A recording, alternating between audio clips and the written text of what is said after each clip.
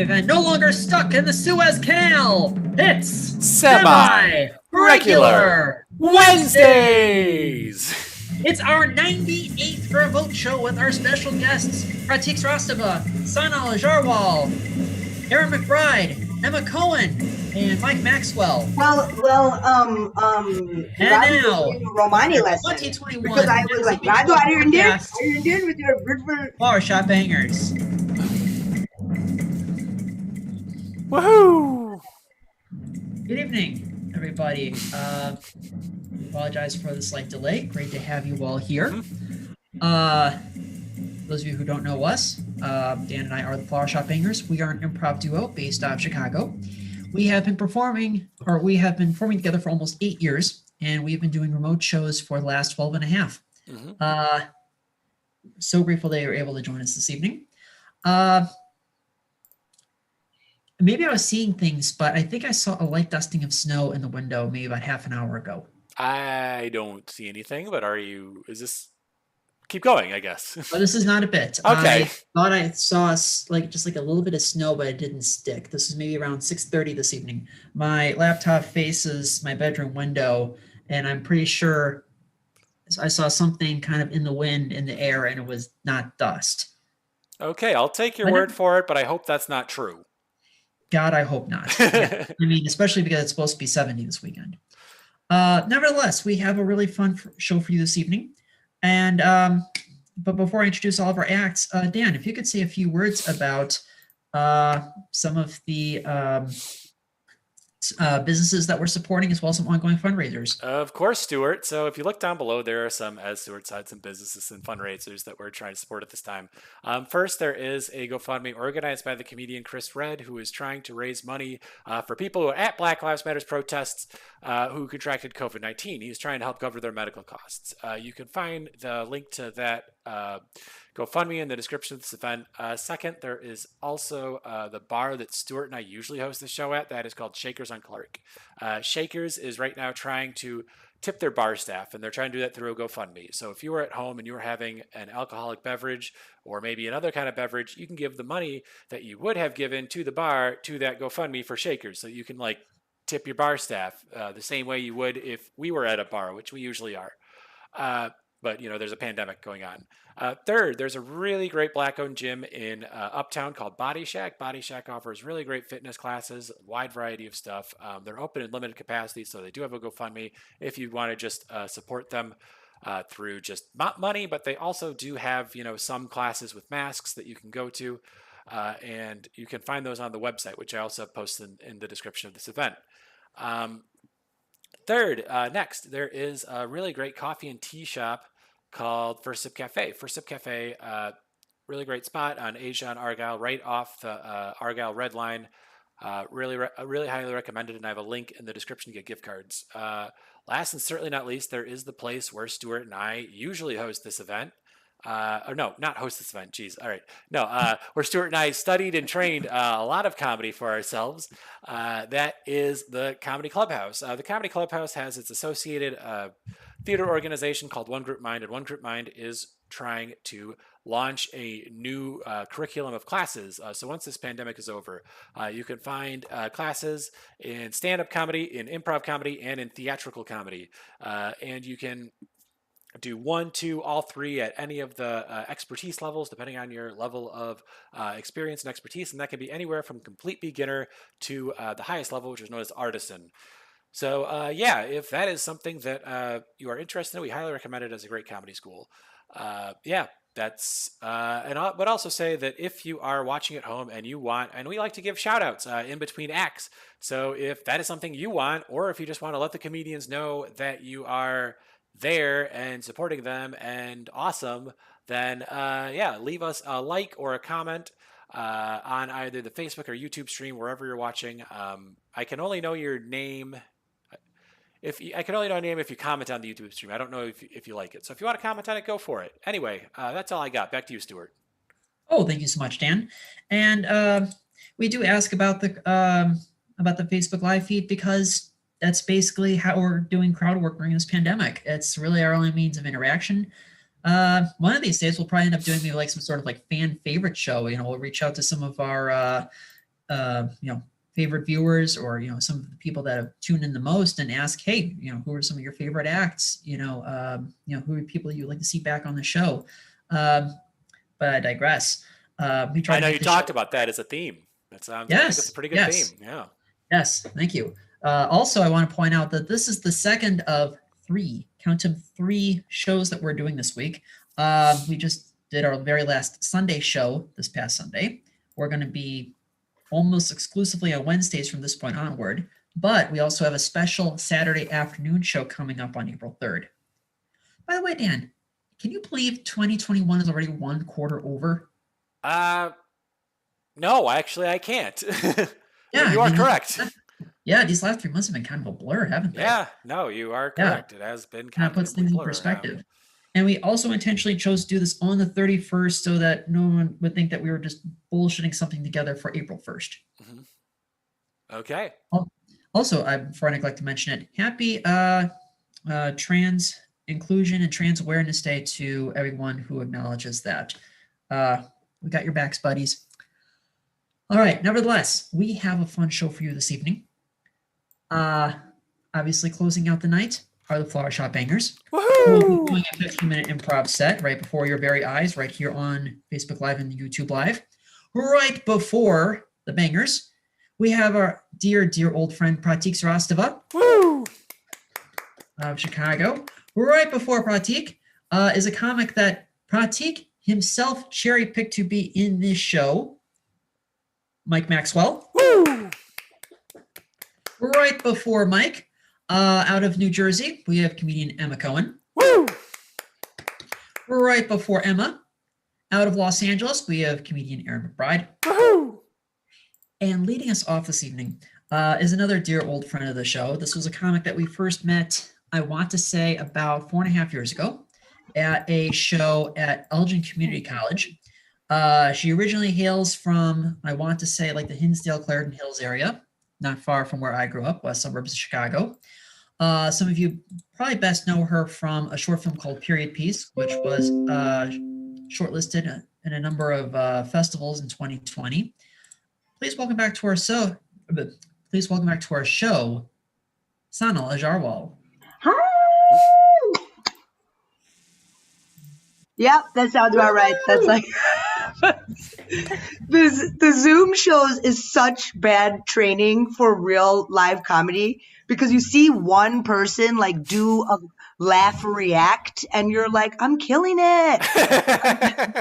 And then you go back into like real live comedy and you're like, oh, I need you guys to laugh like out loud, not just jazz hands.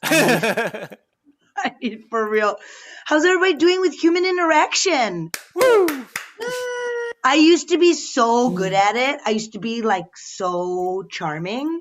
And now everybody with the mask looks Muslim, which I love. I love that. Allahu, salams all around.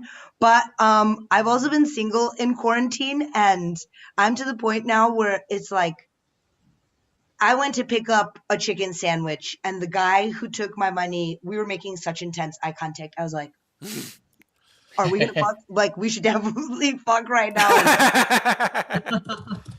Here's my change, and should we fuck? No, oh my God. I used to be way better at it, but it is a very powerful time to be making fun of white people, right? Yeah. Mm-hmm.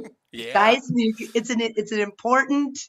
My favorite way of fucking with white people this year is to just ask them if they were at the Capitol. Be like, didn't I see you on CNN? Weren't you there?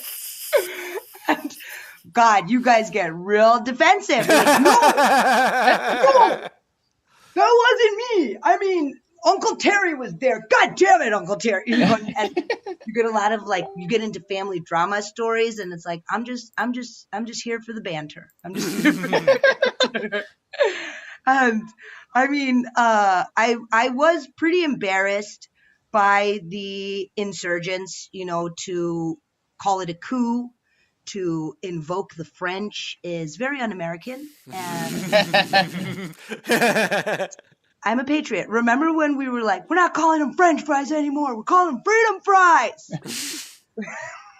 Where are those guys? Where are those guys? And I'm cool. I'm cool though. You know, like you guys can relax. I went to college in Indiana. I took a lot of psychedelics and made out with a lot of white people. So we're good. My favorite activities go, you know, like one of my best friends of like 3 years, this is 3 years deep into our best friendship. He's like, so Sonal, what kind of Indian are you anyway? And I'm like, Northern Indian. I feel like that's already a lot of geography for today, you know? And he's like, oh, okay, tight. So what are you, like, Cherokee? I mean, do you see my name like that? No, bro, he's met my parents. Like, that is clearly not a Cherokee accent, is what. No, and I mean, no, I'm Asian. Stop Asian hate. And you wouldn't, with everything going on in the news, I've been in conversations with people that are like, I'm like, it's so fucked up what's happening to us, Asians, you know, and I had somebody that's like, but so, you're like not that kind of Asian though. And I'm like, you know what? I'm not really asking your opinion on maps, Jack. It's a map, you know, like I grew up in the 90s. Okay. I remember when we got the Asian box. It was growing up was like black, white, and other. And then like when we got the Asian box, it was like, oh shit. Oh my God, represent. Like fucking people tweeting Asian hate on their Asian phones. What is the long-term plan with the and of course, I mean, hello, growing up Asian, you could be a doctor, engineer, or a disappointment, right? And now I'm a Zoom disappointment. And and I'm in my 30s. I'm like, I don't know what age I started the pandemic in, but I'm 37 now. I'm in my prime. And like, you know, my dad is an engineer and he'll find really creative ways to remind you of the path you've chosen, you know, where he's like, hey, when you do your comedy tonight, you make that audience like eggs. And I'm like, what are you saying? And he's like, crack them up. I'm like, okay, good. That was a bad pun. Good. Nobody laughed. Good. That's how my heart felt when he said it. But I kind of laughed. I'm like, oh, we're doing jokes. That's good. And then my dad, these are just real things my dad says. He's like, speaking of eggs, dramatic pause. Yours are almost boiled. What the fuck kind of sex ed are they teaching in India? Like, what are you even? That's not. Is that what happens in menopause? Like, does the whole thing just like come to a boil? I mean, how would I know? I wouldn't know. So, oh my God. So I go on these blind dates that my mom sets me up on. I mean, she is trying to arrange my marriage, but I feel like calling them blind dates makes it sound more fun. And you know, like as a single person right now, I feel like single people feel like they're really nice. You know, like you don't know what a big bitch you are until you're being confronted with yourself in the form of like being forced into an arranged marriage. And I went on this date. This is all like pre-quarantine. These are old stories from human interaction times in the before days. And I go on this date and I'm looking at the picture. My mom's showing me the picture and I'm like, ugh. And my mom's like, okay, listen, you're very old. You don't have that many options. I'm like 37. Is that really that fucking old? I guess so. And I'm like, okay, fine. I'm not fighting you. I'm not fighting you on this. I'm trying to come to an understanding. I'm trying to walk into a field of lightning and get struck by lightning. That is true love in the form of a son-in-law for you. That's what I'm trying to do. And I go on this date and I meet this guy and he comes in. How do I act this out on a Zoom screen? He comes in and I say, hello. You know, he's like a little guy. He's a little guy. And what I said was, hey, buddy, which is not a good thing to say to your potential husband, but still much better than what I thought in my head, which was, oh my God, he's like a little koala. Those are not thoughts that you can, and these are things that women, we think these things like affectionately. You know, we're like, he's so cute. I could like hoist him up like a little backpack and carry him around. Does that sound affectionate to you guys? Like, I mean, it feels affectionate to me when I'm thinking it, but no, you can't say that out loud. So then when I told my mom about it, my mom was like, how'd it go? I'm like, well, he's a little guy. He was like a little koala guy. And she's like, oh, then he has even fewer options. And I'm like, yeah, my mom, we know at least we're united in our spoken love language of body shaming, you know, like, and I'm not saying, I love all humans, like Night of Passion, go ahead, climb me like the tree of a woman. I feel like right now, you handsome little koala man, but no, I can't marry. I don't know if this is funny, but this is another real thing that happened recently. So here we go. Have you guys, and I think this is going to be my last thing. I don't know where a light is coming from, but you have 2 minutes. Okay, perfect. Have you guys seen The Duchess? The movie? Anybody? That's okay. I'm going to walk you through it. It's an okay movie. It's one of these weird, like, time pieces where they have the big skirts and the hair. Keira Knightley is the Duchess. For as annoying as she is, she's killing it. She's like, Mommy, does he really love me though? Oh, that's pretty good. Keira Knightley impression. That felt good. How was that? and there's a scene, and the Duke is doing his dukely duty, and he is trying for a male heir. Okay, because Keira up to this point has only provided daughters. Ew, yuck, chuck them in the river. Right? She's like, I need a boy, and they're doing the deed, and it doesn't look like she has agreed to doing the deed. But anyway, there it is. It's rough, and I'm watching with my mom, and I'm like, ugh. And my mom just goes, yeah, sometimes it's tough.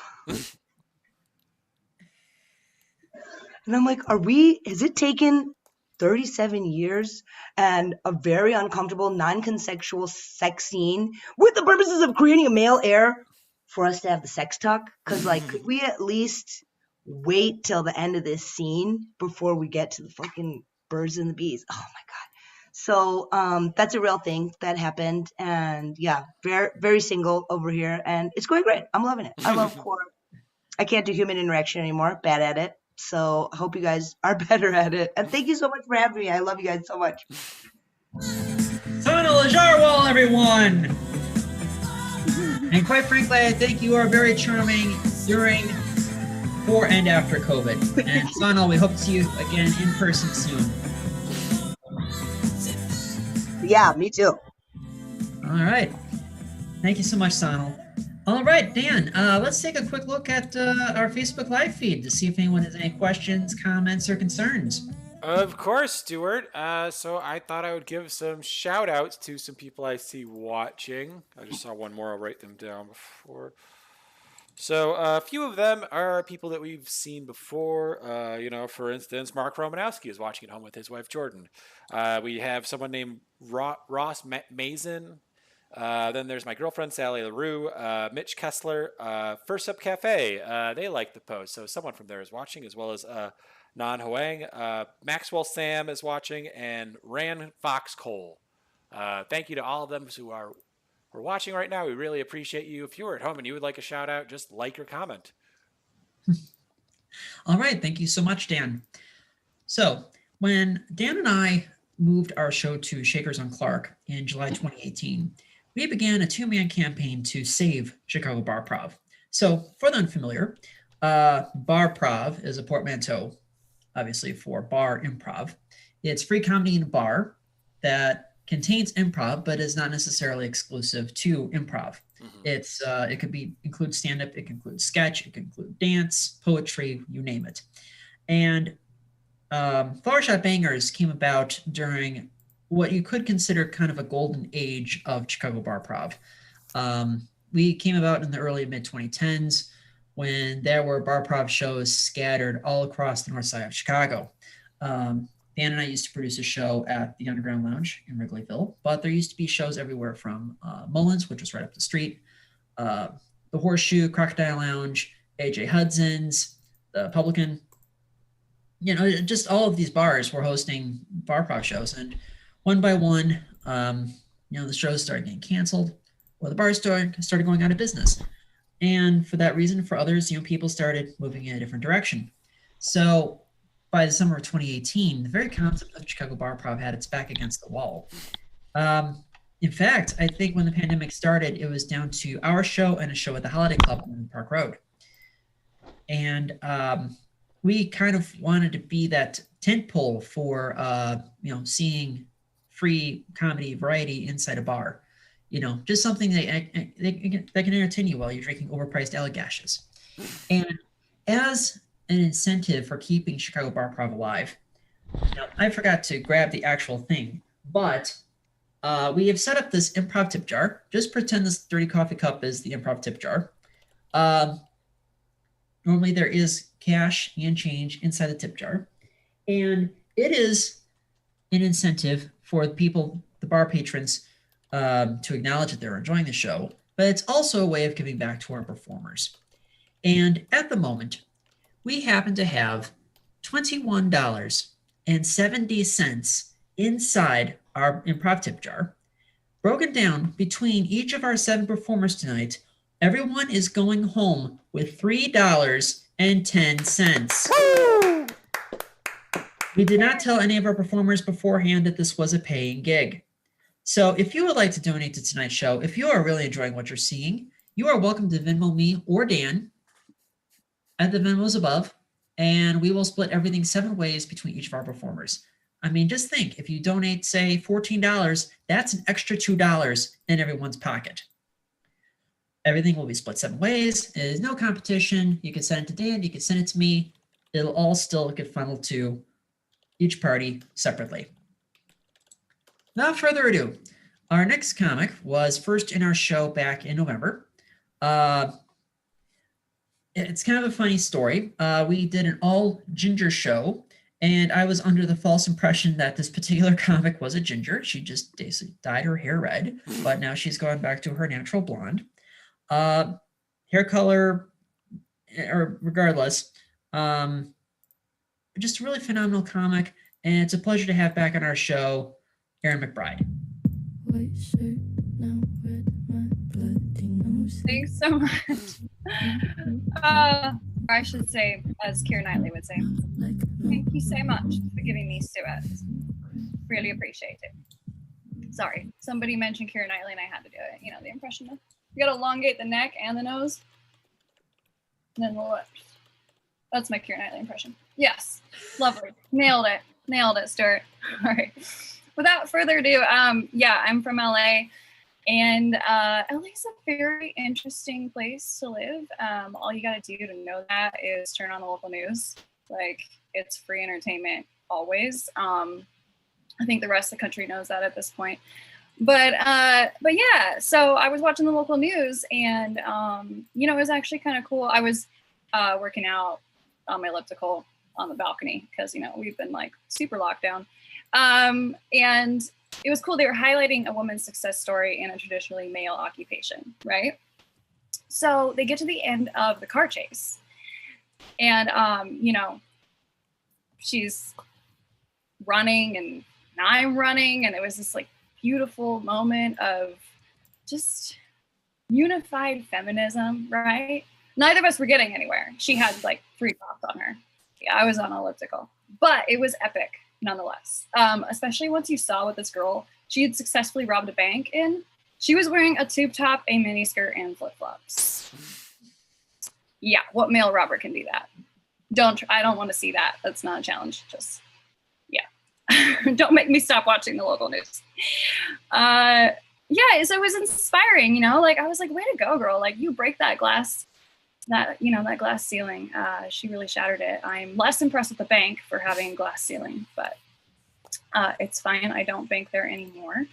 But it was a little disappointing when I saw who the actual real criminal mastermind was, because as soon as she jumped out of the car to run, right on cue, my cat just jumped in my lap. A little chihuahua runs out after her, right? And of course, it was a male chihuahua. So long story short, we got room to grow with gender equality, but we're getting there. Yeah, we're getting there. Another way I know we have room to grow is, ladies, How many of us lose our minds when we see a cute article of clothing with functional pockets? Anybody? Yeah. This is because this is a recent phenomenon. Like, only in the last couple decades has this existed outside of the only article of clothing with functional pockets before that, specifically for women, was the apron. That's pretty messed up. Just saying. But yeah, I mean, I don't know. Like, we're getting there, you know, at least we're acknowledging harassment, but we're still calling it harassment. Like, just that alone should be a red flag. Like, why don't we call it his harassment? You know, like, let's represent the guys too. That happens also. Just saying. But it has been nice getting left alone at the gym lately because everybody's, you know, freaking out about the pandemic and we've all got masks on. It's a little interesting because I've been married for 5 years and I've had a ring on the whole time. Doesn't seem to make too much of a difference. Put a mask on my face. Finally, can get in and out of the gym in like 50 minutes, no problem. It's fantastic. So I am gonna miss that when that goes away, to be honest. But I recently figured out a little gym hack for you ladies. I'm just gonna have a cat tail in my face. This is my mic. I can't do anything about it. But yeah, I found a little hack for this. So once things normalize and we don't have to wear masks at the gym, here's what needs to happen. So my vet called me, and I'm in the weightlifting training section of the gym, right? So I'm sitting on a weight table. Answer the phone, and they're like, "Look, here's the deal. Your cat can't pee. We're probably gonna have to turn him into a female." So I'm sitting there, and I'm gonna go, "Okay, so we're gonna cut off his penis." The entire weightlifting section of the gym, ghost town in seconds. It was fantastic. It was like the rapture for gym rats. It was like the gym rapture. But anyway, so I use this everywhere now. Like, anytime I'm gonna get out of a conversation with a dude, I'm just like, "Sorry, hold on 1 second. We're cutting off the dick? Yeah, I'm on it." Works great.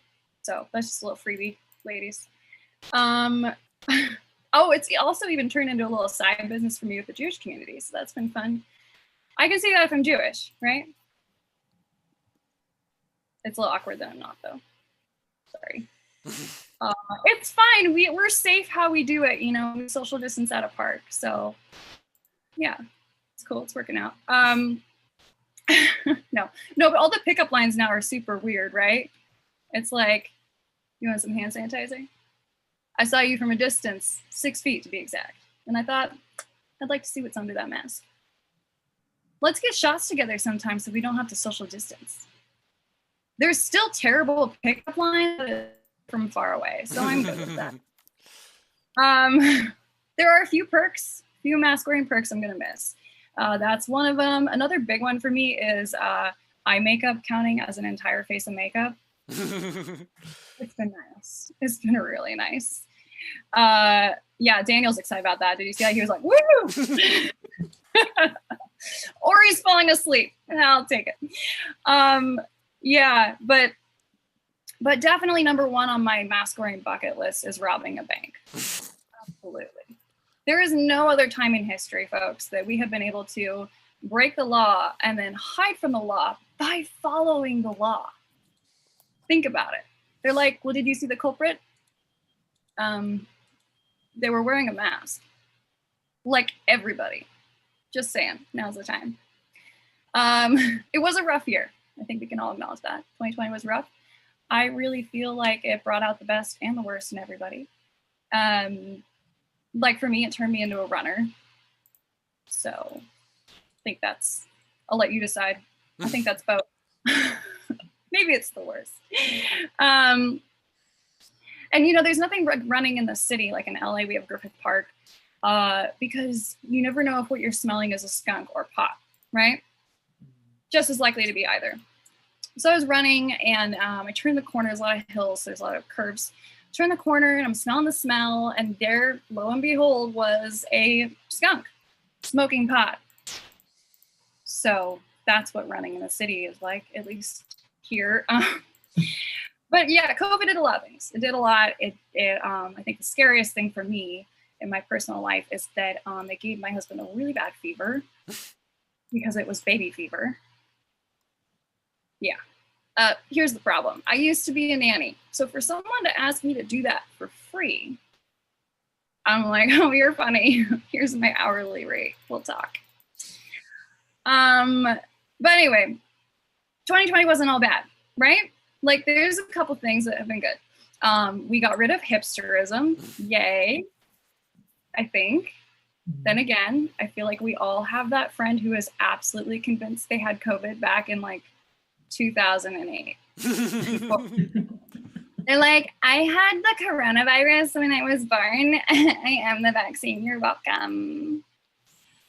So I think that these hipsters are still among us. They've just taken on a new form.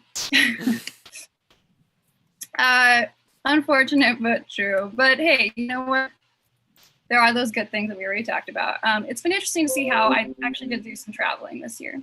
So it's been interesting to see how different areas have handled the same virus.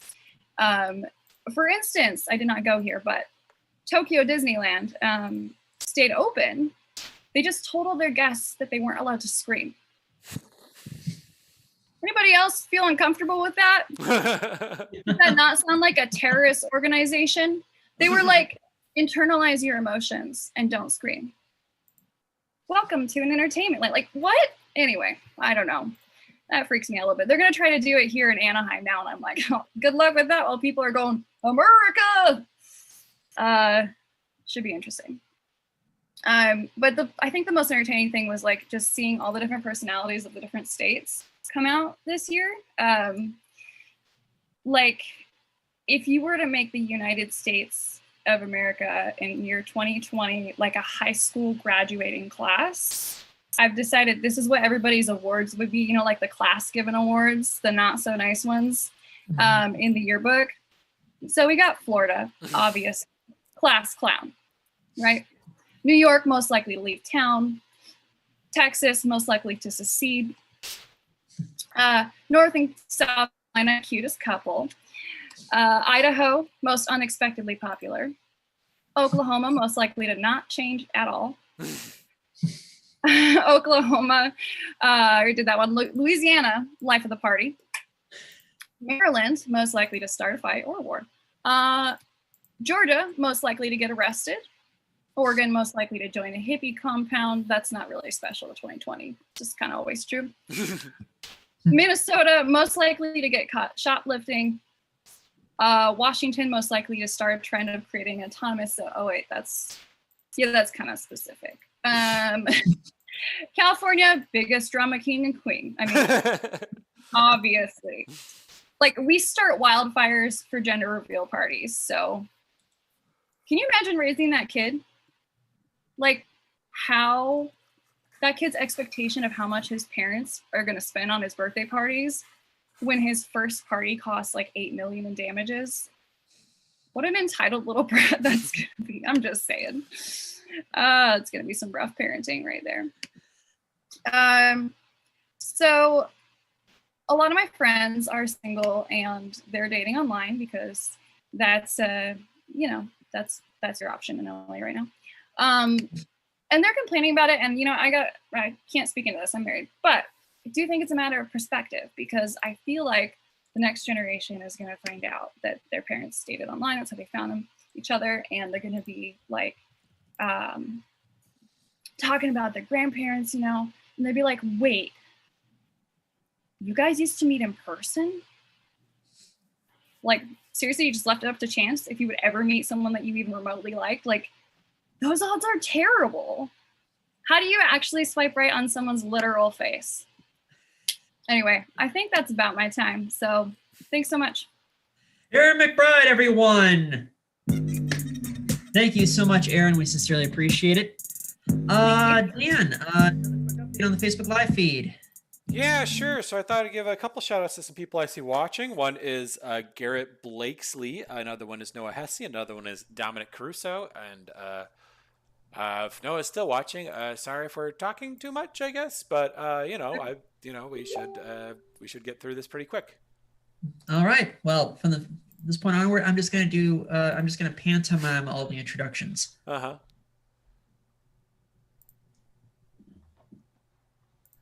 There you go. That's a rope. But I digress. If you have missed any part of the show so far, do not worry. This whole show will be recorded, saved, and archived on the Flower Shop Bangers Facebook page right when this show ends, which will be somewhere around 8:30 Chicago time this evening, 6:30 in Los Angeles. Without further ado, our next comic is based in northern New Jersey. We've never had her in our show before, but she's pretty active in Zoom comedy. It's a pleasure to welcome to our show, Emma Esther Cohen. Thank you. I'm just going to take in this music for a moment. And then it just craps out on me for a moment. Okay. Rude. I feel like a baseball player, like with the walk-up music. It's never something I thought I'd say in my life. I feel like a baseball player.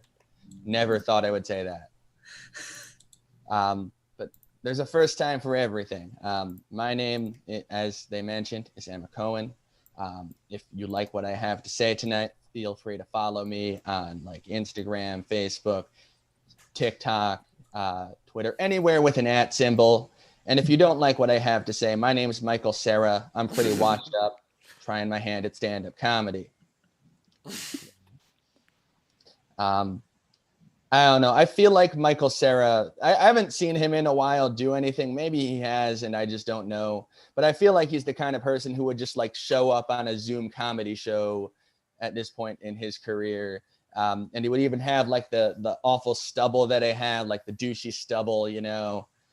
But I don't know. Like it's weird that they call it douchey because like, I don't know, can like trans and non-binary people be douches, you know? Like I feel like we just call guys that. And it's weird because like every other word, sorry, the floor is shaking for some reason and I don't know why. Maybe it's New Jersey's first earthquake, who knows? But yeah, so it's weird because like we normally only call like women bitches, some exceptions, yes. We call everyone an asshole because everyone has an asshole.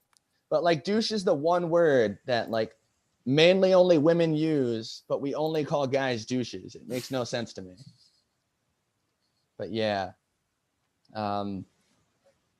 So as far as that's concerned, yes, I am trans, non-binary, that whole thing. I was recently elected America's favorite transgender, bisexual, Filipina, Jewish comic. It's also part Latinx or Latinx or however that's pronounced.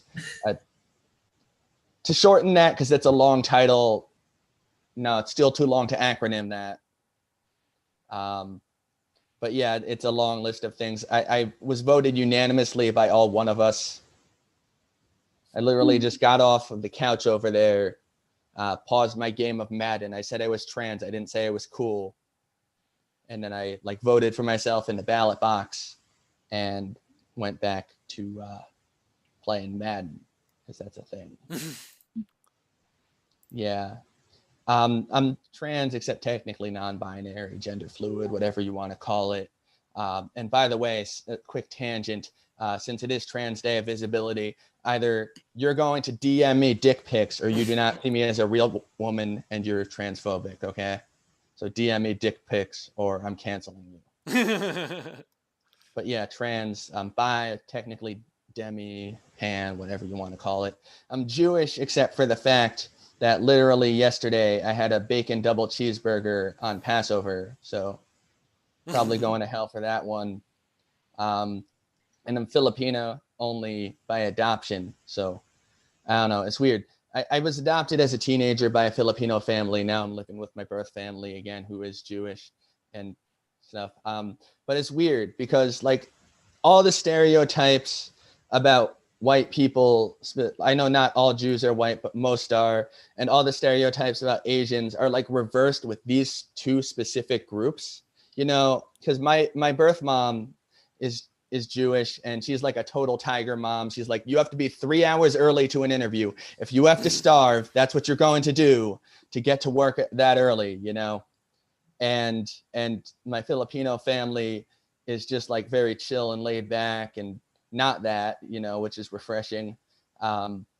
So one time recently I went to like an outdoor barbecue at my Filipino family's place. I'm still in touch with them, even though I'm living with my birth family again. Went to an outdoor barbecue recently because social distancing.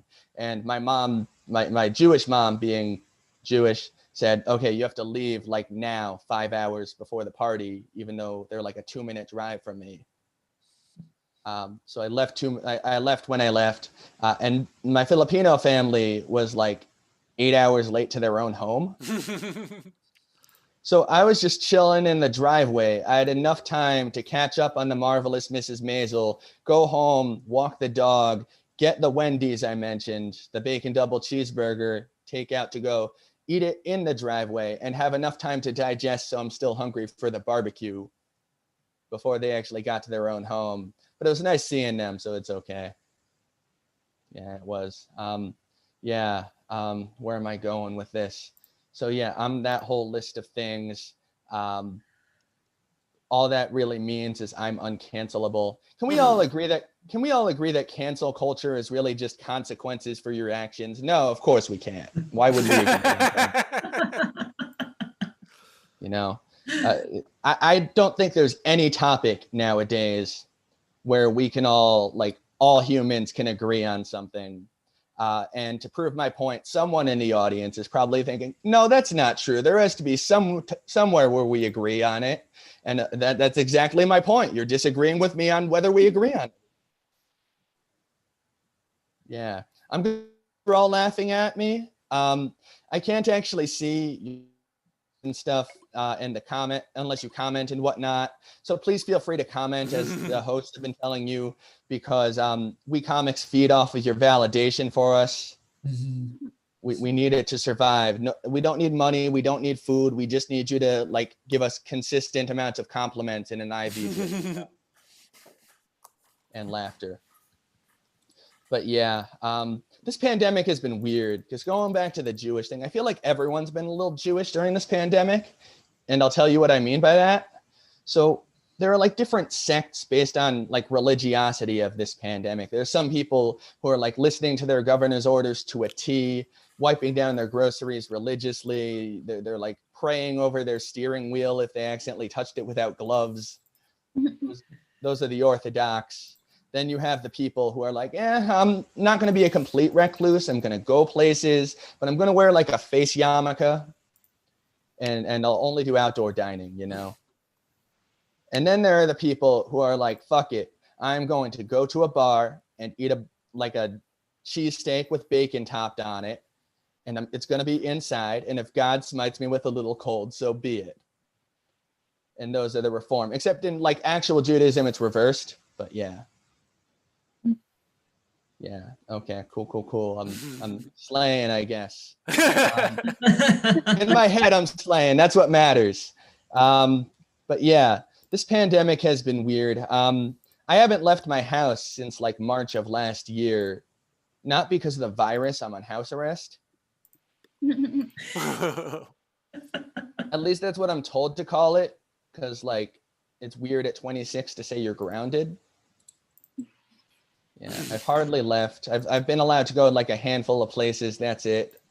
And you may be thinking, well, aren't you an adult? Can't you just leave despite what your parents say to you? And I'm yeah, I can. But then I'd be homeless and sleeping in my car for 2 weeks. You may say, well, Emma, why don't you stay at a friend's place? Well, what's a friend again? I think I had 1 or 2 of those in 2015.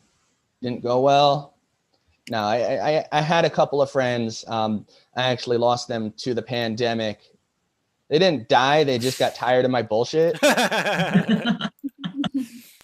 So they left. My new best friend, I actually found him now that I'm living back at home. I found a plushy Pikachu from when I was a child. New best friend, you know. That's my favorite trait in a person. It doesn't talk. Yeah. Anyway, I'm going to wrap it up with this. I like to end all of my sets by saying thank you and God bless America. And before you give me your opinions on that, the reason I say that is because if you don't like what I have to say, then you're being unpatriotic. So thank you and God bless America. That's my time.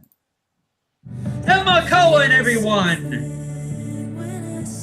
Thank you so much, Emma. Doing well in North Jersey. Hey, Dan, any updates? Yes, I thought I would give some shout outs to some people. First, there is Adrian Noir, Shadow Fox FXS000, and Randy Catherine. They're all new people that we saw in there. I don't know, I kind of like this comment from Dominic Caruso. I know I already given them a shout out, but I'll give him another one. You're all funny, beautiful, and on point. Thank you, Dominic. That's very nice. Oh, thank you so much, Dominic. We sincerely appreciate it. And we're always looking to build our network. Please make sure to tune in this coming Saturday afternoon, plus every Wednesday night from this point onward.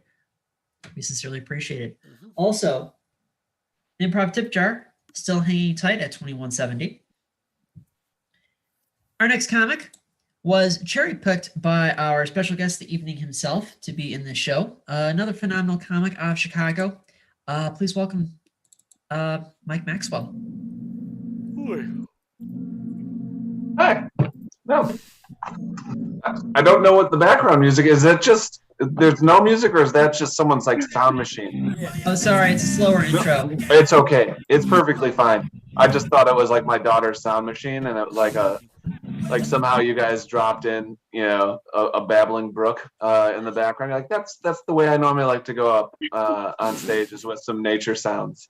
I normally start the show all the way. I'm sorry, I just jumped on it. I was like, is that the music? I'm so It was. The song is Maxwell Murder by Rancid. I forgot to cue it up at the right point of the song. No, that's fine. I'm used to the acoustic version on that, but it's good. Yeah.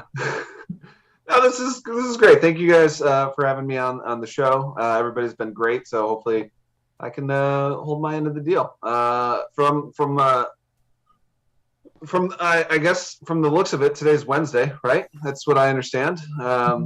We broke our clock in the hallway earlier, about I think earlier in the week. Can't really tell the exact time, but I just know the days of the week by the number of wine glasses left on the counter by my wife. So we are on Wednesday. We are on Wednesday. Perfectly fine. And I can also tell the day of the year by the number of socks that my kids leave on the floor. So we are roughly in October. So that is the new calendar right now. That is how that works. I am a middle-aged white man who is surprisingly not bald with a beard. Yeah. So I just want you to know that. I'm middle-aged is, I'm not sure if that's accurate. I think I'm well past a half-life. But anyway, that's fine. That's fine. If you have term life insurance, you got to wrap it up. So, I don't need to drag this out. I got to help out as best I can. The thing is, though, I don't mind the look that guys are trying to put out there. Being bald with a beard, it's fine. I get it. And I get that women are attracted to that because they want to always be with a bouncer. They want someone who can get them into any door at any time. And I think that's fair. I think that's a fair assessment. I could never pull off the look. I can't pull off the look. Look at this. I'm very freckled and I'm kind of a redhead. It would just look like a giant robin's egg sitting on a nest. It would just not be a good look at all. I don't, and fortunately, none of us on the show are bald with a beard because they're a little temperamental. They're not the easiest to joke with.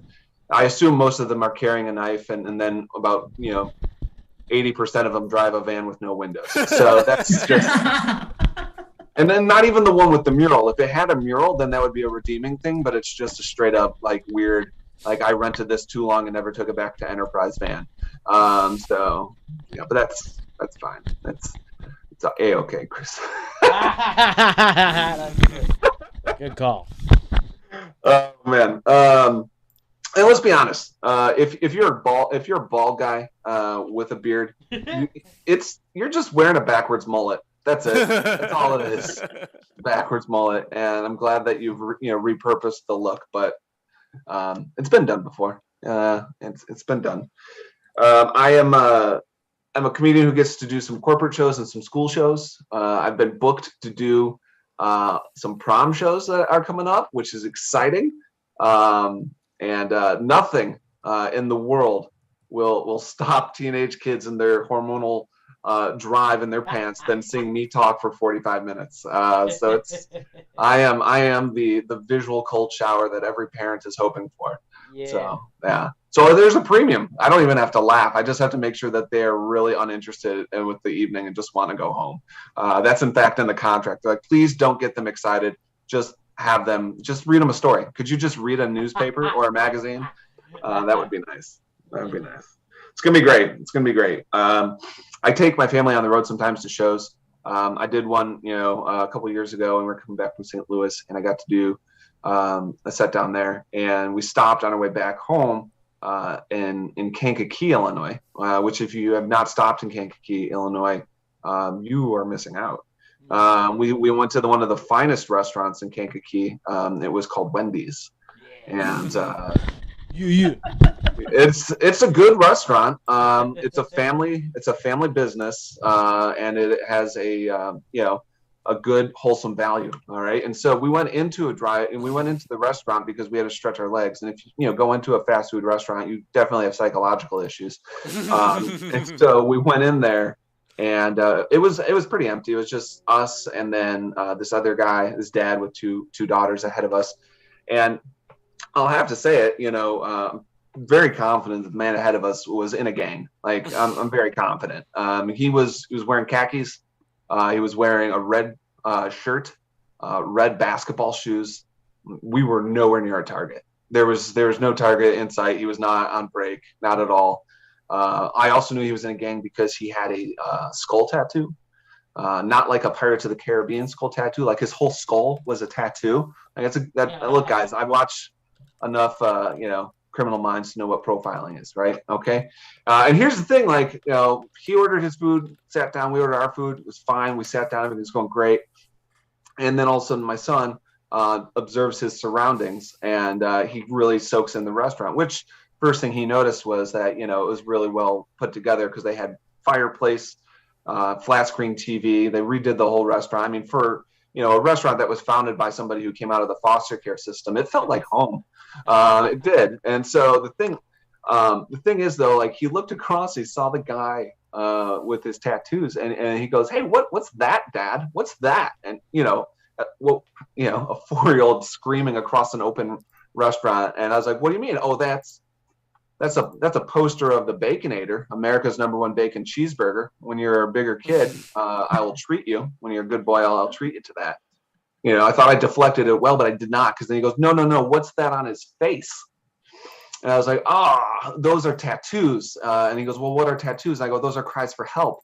And he's like, "What?" And I was like, look, in the situation, you have to be pretty proud, right? Like, he was 4, but he was alienating at a middle school level. Like, that's fantastic. Like, he's ahead of his time.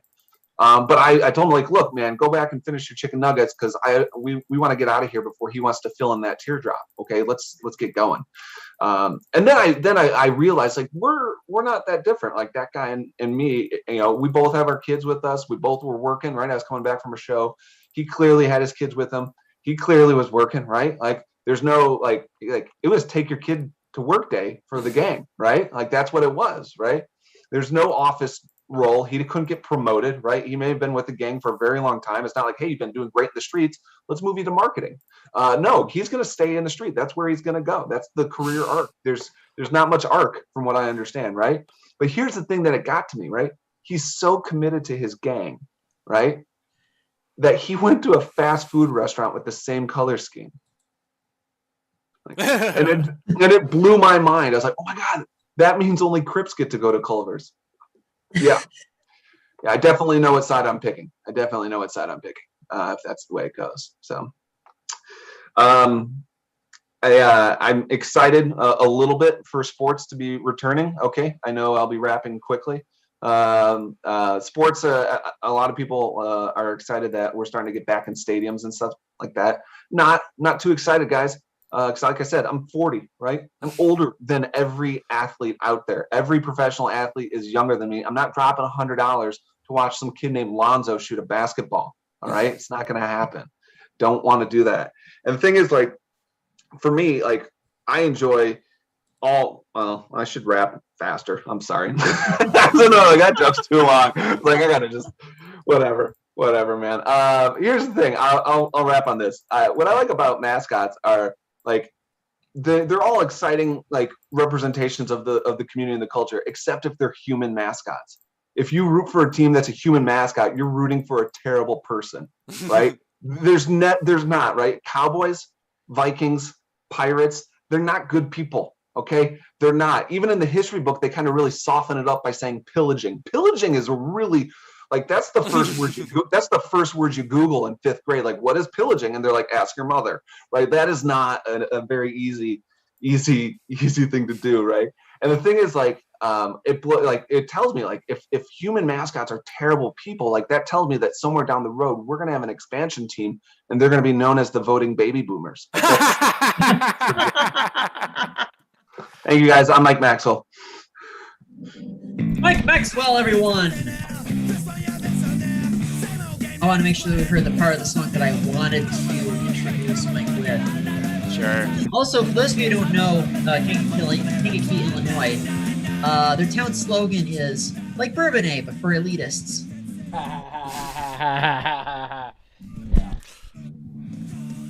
If you don't like it, go to Shaban's.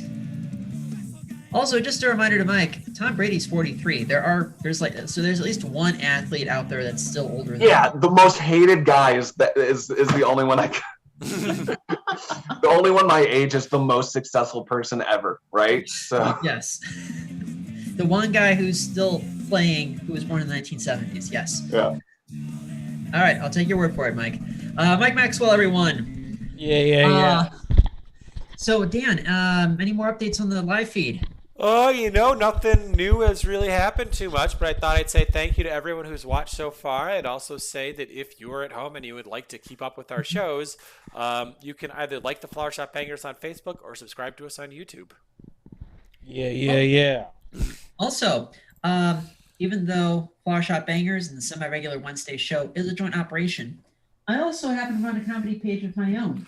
As you'll notice from this massive, expensive poster that I put on my bedroom wall here, I happen to run a Facebook page called squ.re News, where I post pot shots and swipes and hot takes on things going on in the news. Basically, late night style monologue jokes. You can like and follow at facebook.com/StuNews, or you can follow me on Twitter at HeyStu818. Our final comic of the evening is a dear, dear old friend of the show. We first made his acquaintance, I want to say another 2013, maybe 2014. Anytime that we were like launching a new show or we're going to end up in a new space, this was the guy that we typically booked. As a matter of fact, he was in our very first remote show 12 and a half months ago. He is a multi-hyphenate talent, a stand-up comedian, an actor, a writer. He released his first comedy album, Nick and Sheila's Kid, in 2020. That album also happened to be #1 on iTunes for a debut in the comedy genre, and was also an Amazon bestseller. It is a pleasure to welcome back to our show our good friend, Pratik Srastova. Yeah. Hello, everybody. What's going on? Hey, how about a hand for the show we saw tonight? This was a good show, right? Yeah. Woo. And also, like, real quick, that intro music, for those of you that don't know, in the Zoom sphere or the Facebook sphere, or however you're watching the show, maybe you're downloading it on your vape pen right now and you're watching the show. We don't know, but however you're watching the show, every time I come on stage, Stuart and Dan play Homecoming by Kanye West, because I asked for it one time, and you know what? I love it. That I just had to ask for it once, and then it pops up every time, and it's always the same. Like, we haven't even changed the portion of the song that we use in the intro. It's always the initial part of the song, so I just love that. It never changes, and I've never bothered to be like, hey, we could do a different song. So I appreciate that you guys remember that every time I do it, because, yeah, I've done your show more. I think I've done your show, the live show and the virtual show, more than anybody else, because I love it here. It's correct. It's fantastic. Stu and Dan do a good job. So big ups to them.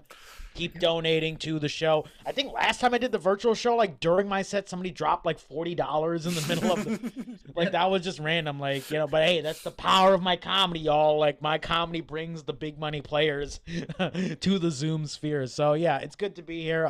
yeah, we had a good show so far. Mike, who we saw earlier, yeah, I love the mascot stuff that he was doing. I was like almost ready to be like, yo, take my time and do the full mascot joke because I love that joke so much. So yeah, it's good to be here. It's good to do Zoom shows with like, some level of production and professionalism, because I did do a Zoom show recently where the host forgot to pay for Zoom Premium, y'all. Yeah, so the show just ended randomly after 45 minutes while I was on stage doing my version of comedy. I was literally like, and so let me tell you something, click, and then it just ended, and I was like, did I just kill the internet? Was my comedy was that the virtual equivalent of a mic drop? Is just the internet just collapses? Like, no, shut down, done. No, it just the producer forgot to pay for Zoom Premium. It was fucking sad. And then for this show also we have this is behind the scenes. We have like a group thread for the show. So even for every show that I do, there's like a group thread. So in the group thread, the host producer was like, no, come back. We're going to restart the show. So like, yeah, some people came back, but we'd aged a little bit and then we'd lost some people. It was like the end of Oregon Trail. It was fucking sad. So, that's why I appreciate, again, big ups to Stu and Dan for, paying for Zoom Premium. It's a commodity. The Zoom price, the Zoom market is high right now, so invest in some Zoom Premium. It ain't going anywhere, Everybody's like, oh, things are opening up, so Zoom comedy's ending, and it's like okay, but we live in the Midwest. Come December, January, it's gonna be cold again. What are you gonna do? Go do a park open mic in January of 2022? No, you're not gonna do that. And then the Zoom sphere will plug back up. So you know what? Enjoy Zoom for what it is. It's like the soy bacon of comedy. It's here. It's the healthiest thing right now. But Dan, it's not as good as the real thing. But it's okay. It's fine. It's good to be here. Yeah. Look at this thing. This ain't a COVID beard. This is a cry for help. Look at this fucking thing. It's fucking. Like, if I find hair in my food, I can't complain. I just automatically assume it's my hair. I have to assume it. It could be orange colored hair. I'm like, nope, it come from this thing. Look at this thing. Like, if I walk into a restaurant, I gotta wear 2 hairnets. I got double fist hairnets when I walk into this thing. Like, look at this thing. I look like the Bollywood production of the Lighthouse movie. Like, that's what I look like with this beard. Like, it's sad. Like, I look like I could do tech support for ZZ Top. Like, look at this beard. It's too much, It's too much. They say, where in the world is Carmen Sandiego? No, where in the world is my chin? I haven't seen it for 10 months. It's fucking insane, Like Dog the Bounty Hunter can't find my neckline. It's been a long time. It's been a long time, you guys. So yeah, I'm here. I'm trying to make the best of a weird situation. We have to do that. We have to look on the bright side of things. We have to look towards the positivity of things. Like I really, I feel bad for. I feel like if I have a cousin who came from the country of India and moved here in February of 2020. He came all the way from India to the land of opportunity, America, land of opportunity, and he came here and he landed in February of 2020. That's like boarding the Titanic right before it hits the iceberg. And he has since moved back to India. He had moved back to India literally on Inauguration Day 2021. So that's like jumping off the sinking Titanic right when the lifeboats are coming through. So it's all about timing, y'all, and he's all right though. Darvesh is a weird dude. He you know what Darvesh does, Stu, Dan, and Mike, which by the way, look at those names. Like you guys could have a barbershop quartet. Stu, Dan, and Mike. Like those are some barbershop quartet names, y'all. Like, yeah. Those are the names of like a suburban housing board that goes, hey, I don't think those people should be here anymore. Like that's who signs the names. So Darvesh is weird because and by the way, I'm not just making fun of white names. Darvesh, fuck Darvesh. Like I'll be the first to say, like, I don't even like my own people either. Like Darvesh is fucking weird. Like, you know what Darvesh does? Darvesh calls his penis the manager because white women are always asking for it. Like, fuck Darvesh. Like, that's just wrong. Fuck you, Darvesh. I hate Darvesh. Darvesh, in our family, like, you know, it's tradition, part of the Hindu tradition, not to eat beef, and that's something I still kind of keep up with. But Darvesh, he's over there in India, and he's somehow found beef in India. I don't know what he's doing. He's finding some sort of underground cow railroad. Don't know what the fuck he's doing, but he's eating beef secretly over there. And then you know what he does? He mocks me for not eating beef over here. He mocks me for that. It's so weird. He's always like, "Oh, hey, Pratik, you're not man enough to eat some red meat. Ha ha ha. Oh, where are your balls, Pratik?" Like, that's what men do to each other. They emasculate each other. So he's always like, "Oh, where are your balls?" And so I need to say something back to shitty Darvesh. I don't care for Darvesh, and I want to emasculate him back. So I'll say, "Oh, you want to know where my balls are, Darvesh? They're right here, underneath my rock hard penis, not dick." I'm not gonna say dick. I'm gonna say penis, like a scholar and a gentleman. I'm gonna say rock hard penis. And you know, my penis is rock hard, Darvesh, over there in India.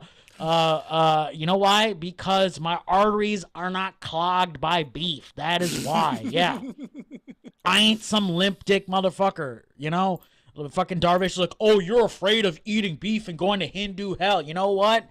Getting a limp dick, that's the real Hindu hell, Darvesh, okay?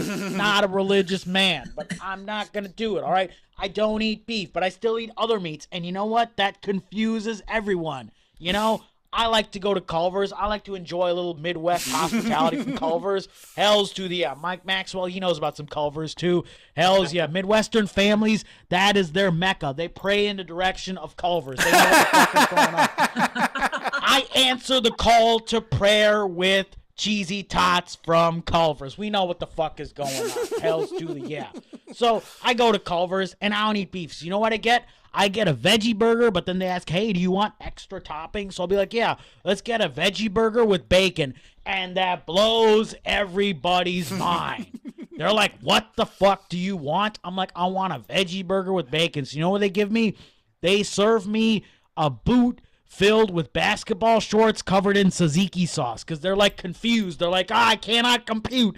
What does that mean?" It means I want certain types of meat and I don't eat other types of meat. Is that okay with you, individual America? No, it's not okay, because we box everybody in to one category. "Oh, you can't eat beef. You must be one of them vegan people." Meanwhile, the people that fully commit to the vegan lifestyle, they hate me. I'm Benedict Arnold because I enjoy chicken tenders once in a while. Sorry that I enjoy buffalo chicken rollers from 7-Eleven. You know what they are? They're not even real chicken. You know what it is?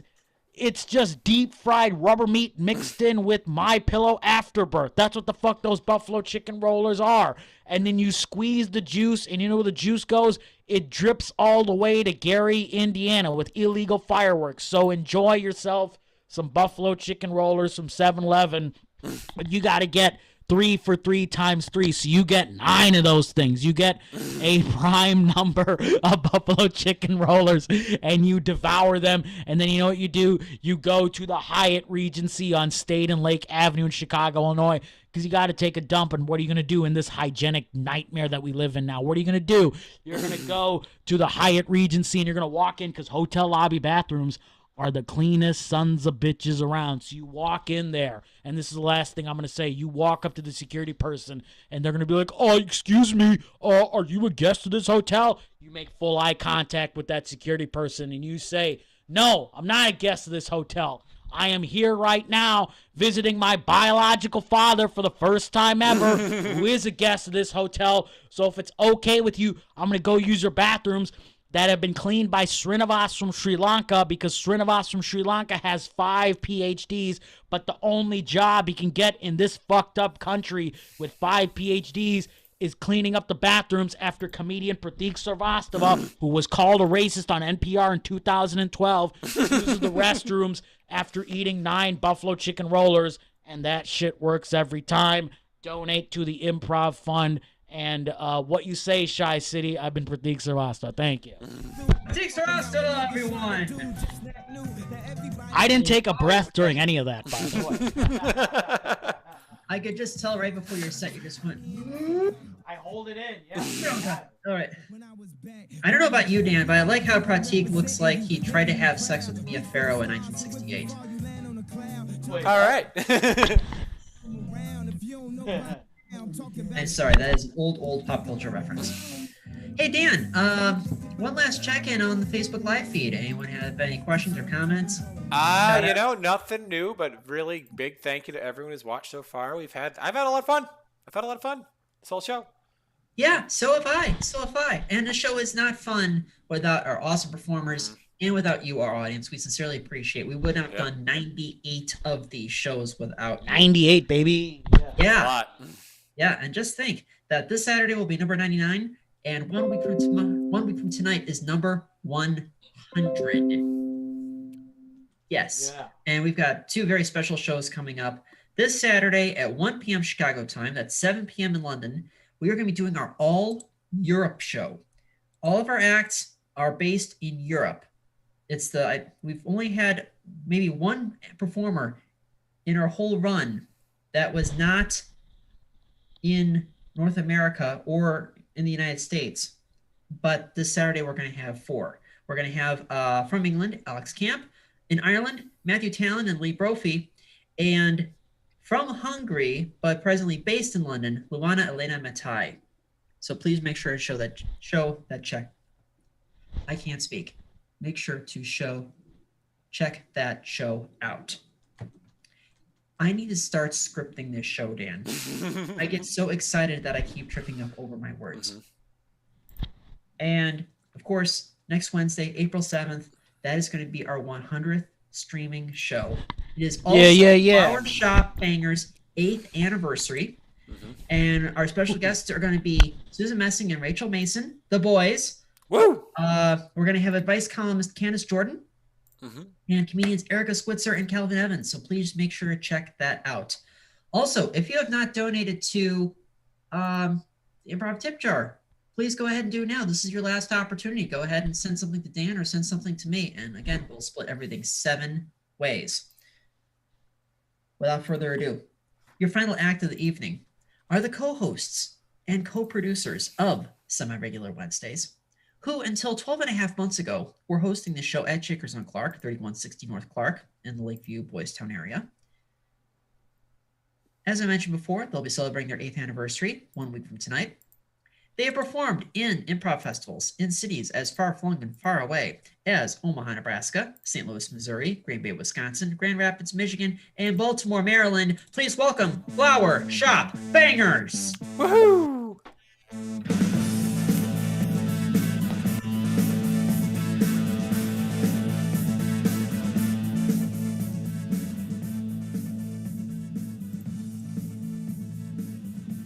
Good evening, ladies and gentlemen. As Stuart said, right, he was pointing above, but I don't think I had the graphic up then, so he was pointing to nothing. But right now, I put both of our Venmos up there, and you can donate to that.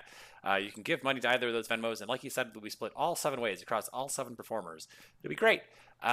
So with that said, we are the Flower Shop Bangers. We're going to do some improv for you, and we get weird with it.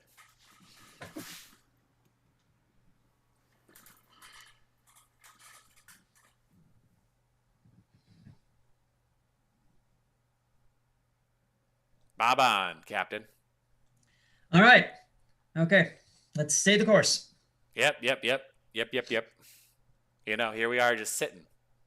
Yes. Somehow you've made this ship sit still and just go up and down and up and down and up and down. You know what the secret is? What? I turned off the engine. Oh. I thought you were going to say an anchor. Well, I did that too. Yeah, but, stopping a boat in the middle of the Pacific Ocean. Yeah. Is a very complicated process. I believe it. You know, first off, it's very deep. So you don't even know if the anchor actually reaches the bottom of the ocean. Oh, of course not. Yeah. But we made sure that the anchor was a minimum 250 feet and is on a weighted chain just to be safe. Yeah. And for all we know, that anchor is just swaying 200 feet beneath us. So yeah, the Pacific Ocean is about 250 feet deep in some parts. I didn't know that. Oh, perhaps more, some might say. Perhaps more. I could believe it. There could be a couple miles beneath us. Yes. Oh, man. Captain. Oh, Captain. I've been wondering, Yes, yeoman. Yeoman. Well, that's you a are boating yeoman term? purser. Yeoman. What? Cursor? Sorry, I guess I don't know my own name. I was wondering what you just Oh, called me. you, that's a good old Navy joke. A yeoman Okay. purser, the second in command to the captain. Oh, okay, gotcha. Yeah. Oh, I'm in Yes. second in command. Oh, that's great. God, I got a good Yes. job. Anyway, Captain. I love how blithe you are. Yeah, I you are know. very enchanting. Thank you. Thank Prefer you. if I can just call you Higgins? I mean, Higgins is a good name. Okay. Because that's my name. Yes, well, your last name is Higgins. That's true. Well, I digress. I'm probably being far too formal Yeah. here, Yeoman Purser Higgins. Yeoman Purser Higgins. Yes, you have permission to speak freely. Ah, okay. Well, Captain, I've been thinking about our journey a lot, Yes. and I don't know. It's a long journey, and I'm a little scared. Oh, there is nothing to be scared about. I have crossed the Pacific many times. Really?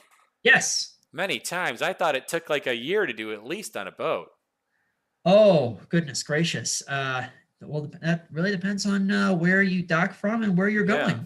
I mean, keep in mind, the Pacific Ocean is really technically a rim. It's almost like you're going in the shape of an oval. An oval? Yes. I mean, if you ever look at a map of the Pacific Ocean, I mean, you basically could go right down the Pacific Rim, starting with like the tail end, the eastern part of Russia, into China, into Japan, into Korea, Vietnam. Yeah. Go through the, all the other countries in Southeast Asia, Laos and Polynesia. Oh, yeah, there's a lot of countries there. Thailand, and, you work your way down into, the South Pacific, and then you have Australia and New Zealand.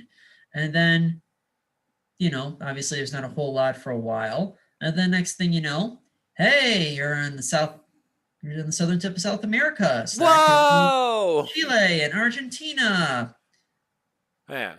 And Uruguay and Paraguay. And then you get into Central America. And then next thing you know, you're in Mexico. And then Los Angeles. And then after you stop in Los Angeles, you work your way up the seaboard. So you may end up in San Francisco. And then you work your way up the coast and you might end up in Portland, Oregon, Seattle, Washington, Vancouver, British Columbia. Captain, you sure know your geography. Oh, I've done this many times, Higgins, many, many times. I can see that. And you know what? Yes. I do wonder. This is actually my first time on a boat. And you took me as your first mate? I'm Yes. still amazed at that. Oh, you have so much to learn. So much to learn. I mean, you'll be a proven seaman in no time. And then from British Columbia, you basically just keep going up the shore, and then you find yourself in the Yukon territories, and the Yukon becomes Alaska, and then you have the Bering Strait, and you're right back where you started. Oh. Yes. This sounds like quite a journey. I don't know. I told my wife I'd be home for dinner. I didn't realize it would take this long. Well, I know. That's why we're basically just taking a straight line from Polynesia to Hawaii, and then ending up in El Segundo, California. So you're saying I'll be home by 5? In what time zone? Pacific? 5 Pacific. Yes, I believe we should get there by 5 a.m. Pacific. 5 a.m.? Yes. So breakfast time? If you have breakfast at 5 a.m., absolutely, Higgins. Oh, Lord. Absolutely. Oh, Lord. Oh, man. Yes. Whoa. Did you feel that? What? Oh, that just... the rumble? Yeah, I heard that. The rumble, that the quarters, they vibrated. Yeah, I heard it. Okay, you didn't feel it. I mean, it kind of made me tussle a little bit on the insides, but didn't move my body. I That guess doesn't make that's sense. well, I mean, this is your first time at sea, so I've picked up a 6/10 spot these sort of things. Oh yeah. Oh Yes. okay, yeah. So I mean, is it? Do you detect a fish? Do you detect a storm? Do you detect a wait? What? No, you don't detect an enemy ship, do you? Worse. Oh no! Wait, worse than an enemy ship? Worse. What could be worse than an enemy ship? It's a narwhal. That sounds pretty bad. Yeah, I mean, you've probably heard about narwhals, but narwhals they Yeah. can be huge. That I mean, even though I've heard they can pierce anything with that horn. Yes, absolutely. And that includes ships. Yeah, exactly. I mean, I guess it's good we're above deck, so it can't it's not like we'll be surprised if we were below deck. It could go straight through the ship and into our guts. Precisely. Yeah, jeez. Okay, we need to turn this engine on. We need to get away from this narwhal. Jeez, let me go down I to the once engine. told the narwhal the size of Moby Dick. We need to take this seriously, Higgins. Moby Dick, that's the biggest fish ever. Yes. Well, imagine a narwhal roughly about the size of Moby Dick. Wait. Oh my God. Yes. Oh man, a narwhal the size of Moby Dick? Yes. His name was Larry. Larry the narwhal. Larry the narwhal. That sounds like something out of a children's book. That almost makes it more scary. Well, this is not child's play, Higgins. No. We're dealing with a real-life sea monster. Okay. Whoa. Yeah, no, I felt that one. I think I'm picking up on your sixth sense. Okay. Yep, exactly. It's life on the sea. All right, let me turn this. All right, let me get the anchor. Good thing we have this. It's a long anchor. Here, let me help you. Oh, thank you, thank you. Gotta pull it in. Not easy. All right, this is a code green. Code green, man. Code green. Wait, a code green. Narwhal. I've never experienced a code green before. That's the narwhal. Oh no. Yes. That's one of the last things they teach you in the Naval Academy. Yeah, I guess they just, I guess going to the Naval Academy might have helped, especially if I'm in a trip across the ocean as a first yeoman. You're telling me you made it to yeoman purser. You were promoted to yeoman purser. And you didn't finish the Naval Academy? Well, you hired me. Oh, that's right, didn't you? Yeah, you did. You saw my resume. That's true. I mean, let's be honest. I mean, you were very charming in that job interview. Hey, I'm pretty charming. Yes, I mean, you seem like a nice guy. No, thanks. I appreciate but that. We're gonna die if we don't get past this. Oh, narwhal. yeah, you're right. The Yes. narwhal. Let me think about this. All right. Narwhals. Okay. All right. Okay. All right. I've turned the engine back on. Just out of curiosity, has anyone ever tried to get a narwhal's horn stuck in something? Well, we don't try to. It's what if we had no. What if we had a giant marshmallow we could seduce it with, and then it could get its horn stuck in the marshmallow and just be a won't. We tried that once. Really? One time in the 90s, we put a giant marshmallow in the middle of the Pacific Ocean, and the marshmallow got soggy before the narwhal could get to it. Ah, damn! I forgot. Marshmallows are made of sugar. That doesn't work. Yeah. It's a good point. Yeah, it's that salt water. It's not easy on the marshmallow. Oh, jeez. You have to find a foolproof way to get past the narwhal. That's right, on our tail. Huh.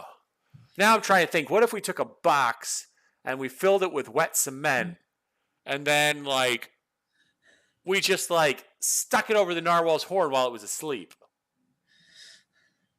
We tried that in the 2000s. Did you really? Man, you've had a lot of narwhal plans.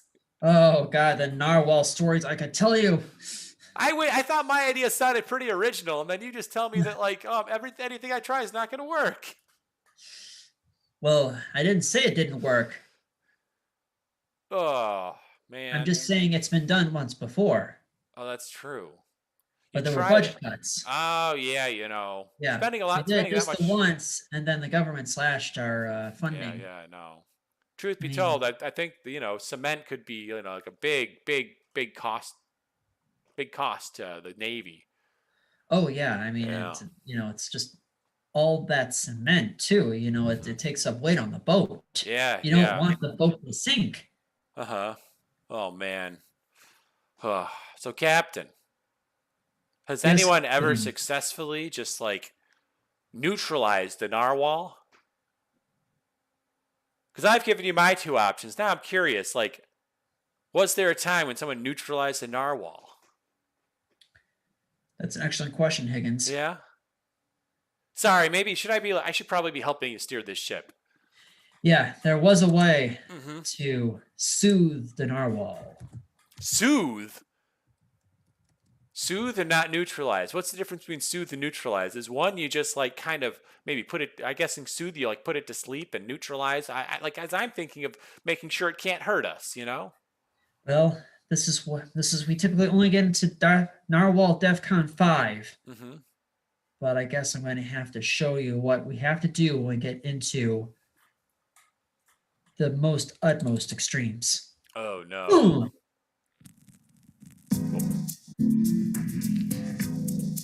All right. Narwhals love smooth jazz. What? They love smooth jazz. They just find it soothing and relaxing. Mm-hmm. You just have to seduce them a little bit and then they'll back away. All right. This narwhal's pretty big. I don't think it's the infamous Larry the Narwhal, but he's up there. Maybe someday they'll give this narwhal a cool name. Wait, did you say Larry's still out there? I'm pretty sure he's been there since like 72. You are correct. But it's hard to say. Larry's got a lot of scars. I can't get a good view of Larry from up here, but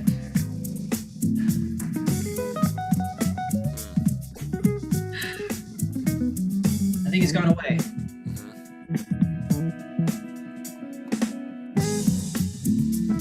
Man. I'll cut the smooth jazz just to make sure. But I can't assume anything. I gotcha. Is it just Larry that likes smooth jazz, or is it every narwhal? Oh, trust me, the narwhals fixate on the sounds of the sea. Well, there's just something about smooth jazz. We just kind of discovered it by accident, really. Oh, yeah. There was a captain who liked smooth jazz. He played smooth jazz. Maybe to calm himself while the narwhal was chasing you, and it just worked. Perhaps, Higgins. Okay. Perhaps. I'm just gesticulating. Oh, of course. I mean, gesticulate away. But have you ever thought about becoming a captain, Higgins? Well, have you thought that your naval career will just stop at being a yeoman purser? Well, I mean, I could. I mean, maybe. You just put the thought into my head. Yep. I mean, because it does require a little bit of navigation. Okay. I mean, that is, you assist the navigator as well. But, I'll put a good word in for you. Oh, thanks. Thanks a lot. Yes. I can't believe it. This is my first day on the job, and I'm already like, being He hasn't gone away! And that's our show. Our special thanks to Pratik Srastova, Sonal Aggarwal, Emma Cohen, Mike Maxwell, and Erin McBride. You have all been wonderful. We will be back at a special day and time this Saturday, 1 p.m. Chicago time for our All Europe show. In the meantime, this pandemic is not over. Please wash your hands. Please wear a mask. Please stay a minimum 6 feet away from strangers and acquaintances if you have to leave the house. In the meantime, believe women.